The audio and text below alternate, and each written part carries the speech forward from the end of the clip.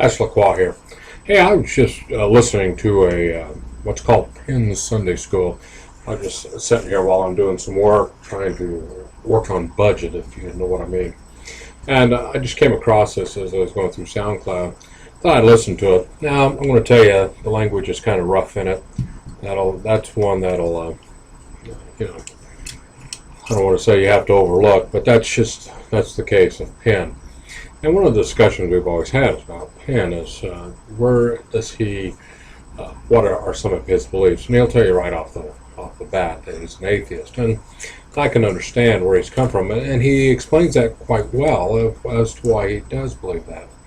And at the very beginning of this, you'll hear some of that among some dialogue that may or may not be appropriate for hearers.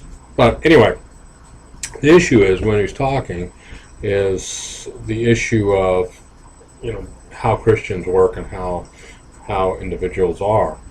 And up to this point, they're just talking about some different political issues, because what he has on the show at this point is Greg Gutfeld. If you watch Fox News, he's 5 and then of course the Red Eye.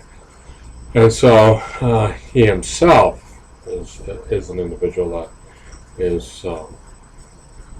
has some ideas. Anyway, we come to a point, and in this, what I want to do is I want to share just a little section of this, because it makes a very good point. Because at this point, they're going to start moving into the topic of the Westboro Baptist Church. Now, I have my opinions about folks at Westy, but he has an interesting point here, and what I'd like to do is just go ahead and share that with you.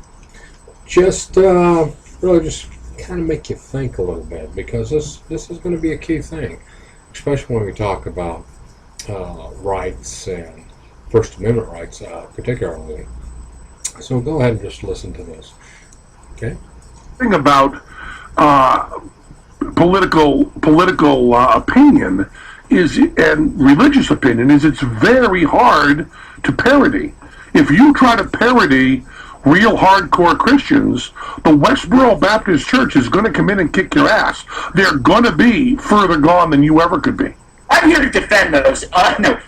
There was a guy, I was at a bar a couple months ago, and there was a guy that I met there who had rented a house across the street from Westboro with the express purpose of I guess, kind of irritating them. They put rainbow banners from the house. It was kind of cute, funny. But I asked him if they would ever do anything like that to a mosque, and just dead silence. Which is that, to me, I mean, Westboro are a bunch of clowns, but it's a small, don't you agree, ineffectual group of clowns? Well, I spend a lot of time defending the Westboro Baptist Church. I think that they are the test of First Amendment. They are the people you go with. And I also believe that they are, their interpretation of the Bible, and I guess this would be obvious, but their interpretation of the Bible is very close to mine. I mean, the stuff that they're quoting from the Bible is really, really accurate. And everybody that talks about how can they get this horrible hate stuff, it's right there in print. It's right there in the work that if you take the Bible literally, that's where you end up. And I will also say that, and I said this many times on Bullshit, because that argument that you just made of would you do that with a mosque, Lawrence O'Donnell Jr. made what I thought was the most profound argument that way. He was on one of those like McLaughlin Group shows right after 9/11, and they asked him if he'd make a comment on Islam, and he said, "No, I won't, because I have a family." Yeah. And I thought that was the most damning thing to say against them. And everybody ran with that like, oh, he won't attack. The fact that we feel comfortable attacking Christians and don't feel comfortable attacking Muslims is the entire argument. It's not an argument against making fun of them. It is the argument against their point of view. We are saying Christians have learned to be accepting and kind and live in a pluralistic society, therefore we can do this. It is a love letter to them. And I always spend time when atheists are trashing Christians by going, yeah, but they let you. And the Westboro Baptist Church, for all their so-called hate, and it really is hate, I don't believe they've ever been accused of violence. Am I wrong on that? I don't think so. I think they're a performance art troupe. Yeah. Do you think this is like a decade-long performance art theater by some grad students? It's Fred Willard. Yes. Okay, well, what he says there is really quite interesting in that we don't see the tolerance from one religious group, whereas Christians are tolerant. We do allow people to make fun of us.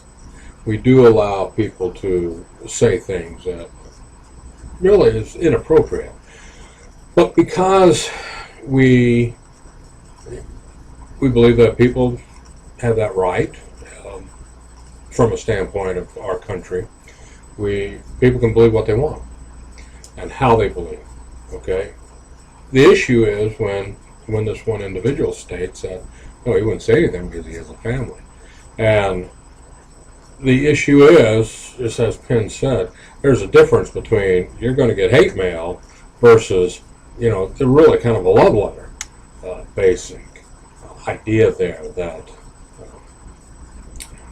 it really says a lot about the religion, Islam for instance, versus what it really says about how Christians are. It's an interesting point. I just wanted to share that little bit with you because I thought that would be an interesting topic of discussion.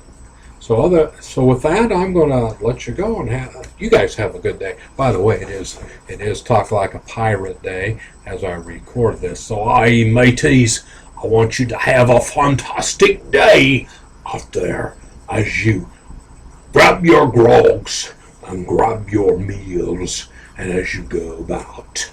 All right? Have a good day.